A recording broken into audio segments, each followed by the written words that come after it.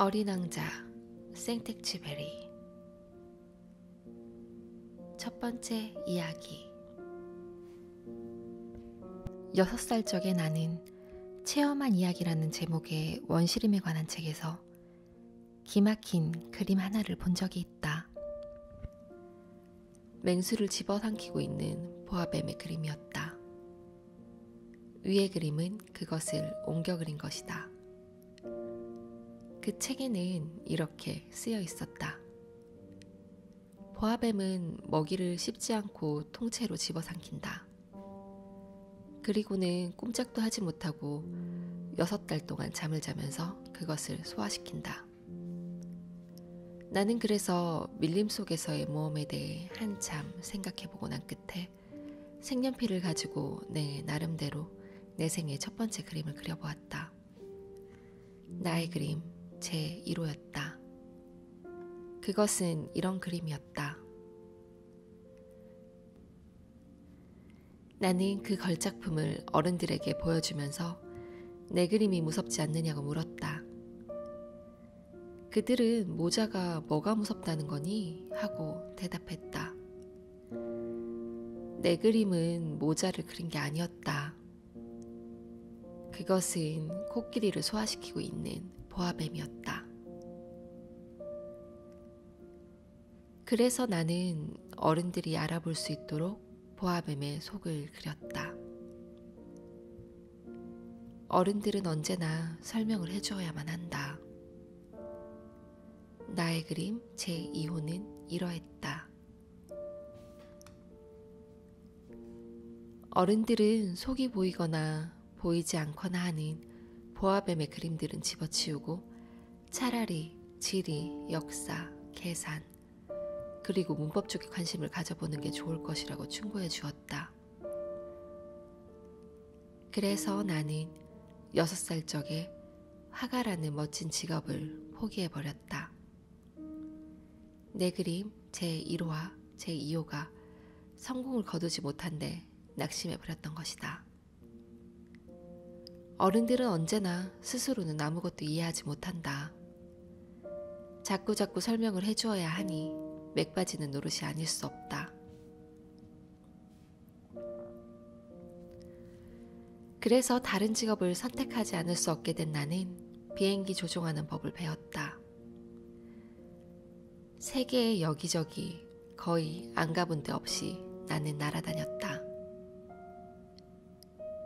그러니 지리는 정말로 많은 도움을 준 셈이었다. 한번 슬쩍 보고도 중국과 애리조나를 나는 구별할 수 있었던 것이다. 그것은 밤이 길었을 때 아주 유용한 일이다. 나는 그리하여 일생 동안 수없이 많은 점잖은 사람들과 수많은 접촉을 가져왔다. 어른들 틈에서 많이 살아온 것이다. 나는 가까이서 그들을 볼 수 있었다. 그렇다고 해서 그들에 대한 내 생각이 나아진 건 없었다.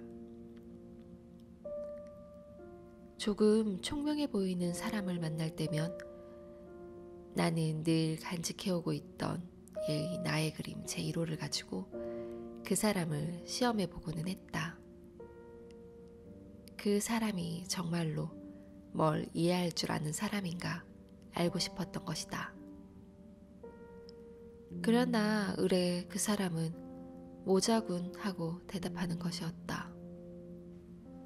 그러면 나는 보아뱀도 원시림도 별들도 그에게 이야기하지 않았다. 그가 이해할 수 있는 이야기를 했다.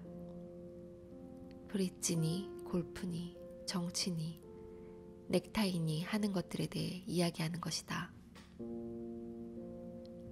그러면 그 어른은 매우 착실한 청년을 알게 된 것을 몹시 기뻐했다. 그래서 6해 전 사하라 사막에서 비행기가 고장을 일으킬 때까지 나는 마음을 털어놓고 진정 어린 이야기를 할 수 있는 상대를 갖지 못한 채 홀로 살아왔다.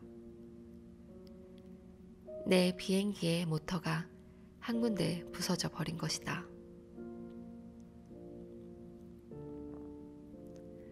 기사도 승객도 없었으므로 나는 혼자서 어려운 수선을 시도해 보려는 채비를 갖추었다.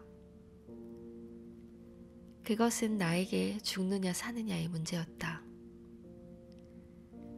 이랜 날 동안 마실 수 있는 물밖에 남아있지 않았다. 첫날 밤 나는 사람이 사는 고장에서 수천 마일 떨어진 사막에서 잠이 들었다. 태양 한가운데 떠있는 뗏목이의 표류자보다 나는 더 고립되어 있었다. 그러니 해가 뜰 무렵 야릇한 목소리가 나를 깨웠을 때 내가 얼마나 놀랐을지 여러분은 상상할 수 있을 것이다.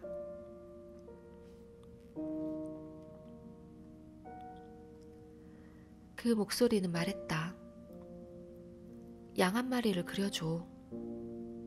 뭐라고? 양 한 마리를 그려줘. 나는 기겁을 해서 후다닥 일어섰다. 눈을 막 비벼보았다. 사방을 잘 살펴보았다. 그랬더니 정말로 이상하게 생긴 조그만 사내아이가 나를 심각한 얼굴로 바라보고 있는 것이었다. 훗날 내가 그린 그림 중에서 가장 잘된 것이 여기 있다. 그러나 물론 나의 그림은 모델보다는 훨씬 덜 매력적이다. 그것은 내 잘못이 아니다. 6살 적에 어른들이 화가로 출세할 수 없다고 나를 낙심시켰기 때문에 나는 속이 보이지 않거나 보이거나 하는 보아뱀 이외에는 아무것도 그리는 연습을 하지 않았으니까 말이다. 어쨌든 나는 그의 느닷없는 출연에 너무도 놀라서 눈을 휘둥그렇게 뜨고 그를 바라보았다. 내가 사람 사는 고장에서 수천 마일 떨어진 곳에 있었다는 사실을 여러분은 잊지 말아주길 바란다. 그런데 그 어린아이는 길을 잃은 것 같지도 않아 보였고 피곤가 배고픈가 목마른가 두려움에 시달리는 것 같아 보이지도 않았다. 사람 사는 고장에서 수천 마일 떨어진 사막 한가운데에서 길을 잃은 어린아이 같은 구석이라고는 없었다. 가까스로 정신을 차리고 내가 말을 걸었다. 그런데 왜 그러지? 그러자 그는 아주 심각한 이야기나 되는 듯 소곤소곤 다시 되풀이해 말했다. 부탁이야, 양을 한 마리 그려줘. 너무도 인상 깊은 신비스러운 일을 당하게 되면 누구나 거기에 순순히 따르게 마련이다. 사람 사는 고장에서 수천 마일 떨어진 곳에서의 죽음의 위험을 마주하고 있는 중에 참 엉뚱한 짓이라고 느끼긴 했지만 나는 포켓에서 종이 한 장과 만년필을 꺼냈다. 그러나 내가 공부한 것은 지리, 역사, 계산, 문법이라는 생각이 나서 그 어린 소년에게 나는 그림을 그릴 줄 모른다고 조금은 기분이 나빠져서 말했다. 그는 대답했다. 괜찮아, 양을 한 마리 그려줘. 양은 한 번도 그려본 적이 없었으므로 나는 그를 위해 내가 그릴 수 있는 단 2가지 그림 중에 하나를 다시 그려주었다. 속이 보이지 않는 보아뱀 그림을 말이다. 그러자 그 어린 소녀는 아니야, 보아뱀 속의 코끼리는 싫어. 보아뱀은 아주 위험해.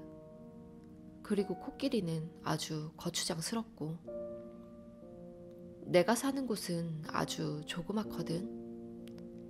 내게는 양이 필요해. 양을 그려줘.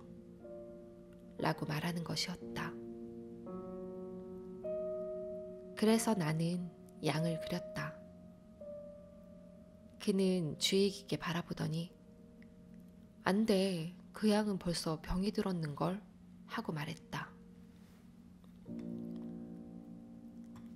다시 하나 그려줘. 나는 또 그렸다. 내 친구는 너그러운 모습으로 상냥한 미소를 지었다. 봐, 이건 양이 아니라 염소잖아. 뿔이 있으니까. 그래서 난 또다시 그렸다. 그러나 그것도 앞에 것들과 마찬가지로 거절을 당했다. 그건 너무 늙었어. 난 오래 살 수 있는 양을 갖고 싶어.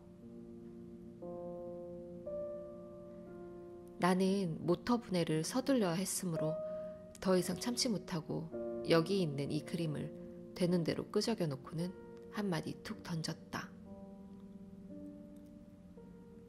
이건 상자야. 내가 원하는 양은 그 안에 있어. 그러자 나의 어린 심판관의 얼굴이 환히 밝아지는 걸 보고는 나는 새삼 놀라지 않을 수 없었다.